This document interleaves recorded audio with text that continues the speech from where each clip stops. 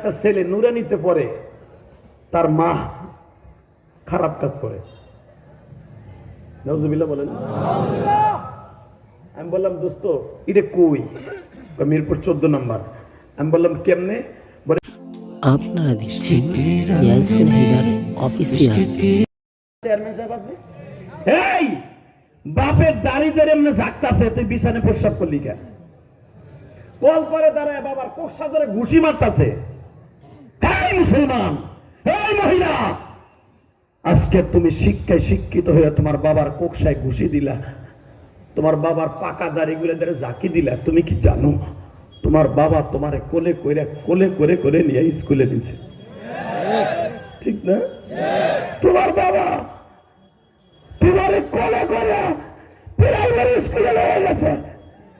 এই যে স্যার বসে আছে, এই যে চেয়ারম্যান সাহেব বসে আছে, মা বাবা আছে কিনা আমি জানি না। এই শুধু একটা আওয়াজ দিয়ে বলতে পারি, যখন সে চেয়ারম্যান ছিল, চেয়ারম্যান হইছে, যদি তার মা বাবা বেঁচে থাকতো, প্রথম ফুলের মালা গলায় দিয়ে যখন আপনারা তারা ফুলের মালা দিছিলেন, সর্বপ্রথম সে যখন তার মার কাছে গেছে, আমার মনে হয় মার মতো খুশি পৃথিবীতে এই শহরে আর কেউ হয় নাই। এটা এমন একটা জাদুর কারখানা, মা সন্তানের সুখ দেখলে পাগল হয়ে যায়। ঠিক না বেটি? তো মা বাবা সন্তানের সুখের জন্য বাড়ি বেচা, জায়গা বেচা, শরীর বেচা, এমনকি মায়ের শরীর বিক্রি করে সন্তানের লেখাপড়া করায়। সত্যি বলছি না মিথ্যা বলছি? এই যুবক, তুমি শুনলে আশ্চর্য হয়ে যাবে। আমার জানা মতে আমার এক মাই বলবো, তাকে বোন বলবো না, মা বলবো। আমার জানা মতে আমার এক দোস্ত বলে, দোস্ত তোর ওয়াজে কাজে লাগবে, এটা আপনার কষ্ট হইতেছে? আমি বললাম কি ঘটনা শোন। তাহলে আমি শুনতে পাইলাম আমার মাদ্রাসার একটা ছেলে নুরানিতে পড়ে, তার মা খারাপ কাজ করে। নাউজুবিল্লাহ বলেন। আমি বললাম দোস্ত এটা কই? মিরপুর 14 নম্বর। আমি বললাম কেমনে? বলে এই ছেলেটার মাদ্রাসার বেতন জোগাবার জন্য মা খারাপ কাজ করে।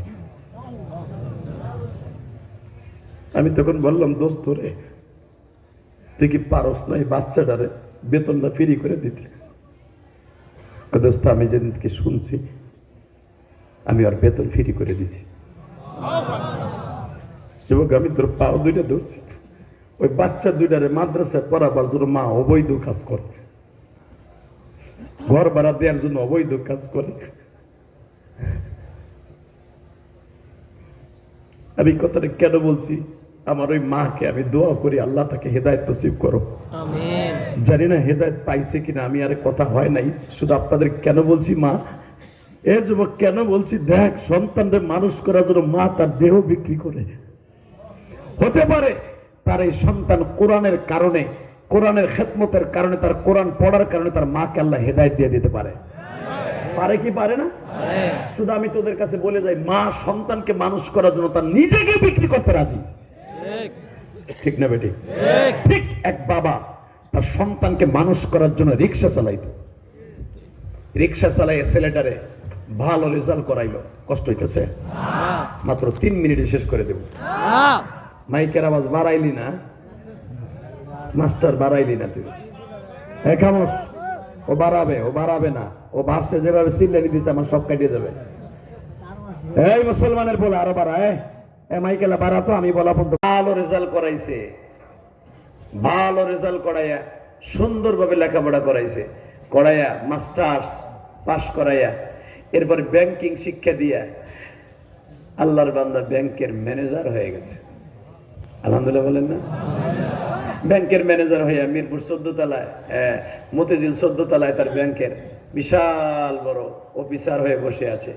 হঠাৎ করে যখন যুবক মানুষ ব্যাংকের বড় একটা অফিসার হয়ে গেছে, এখনকার অসুবিধা আছে, সব মেয়ে তারা অফার দেয়, গরিবের পোলা হোক, তাতে কি হয়েছে? মেয়েরা কিন্তু কার পোলা কি এটা দেখে না। আগে আমাকে বাপসা ছাড়া বিয়ে করতে গেলে তার বংশ শুদ্ধ দেখছে, এখন দেখে ছেলে কি করে তাই। কথা বল না কেন?